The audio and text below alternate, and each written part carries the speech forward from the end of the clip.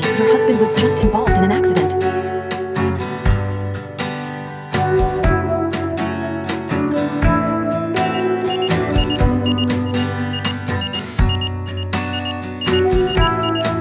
We will need some money to treat your husband.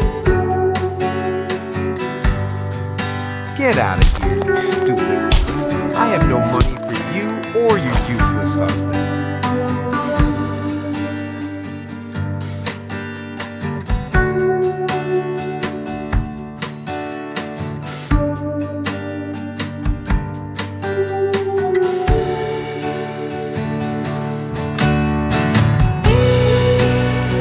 You are under arrest for the attempted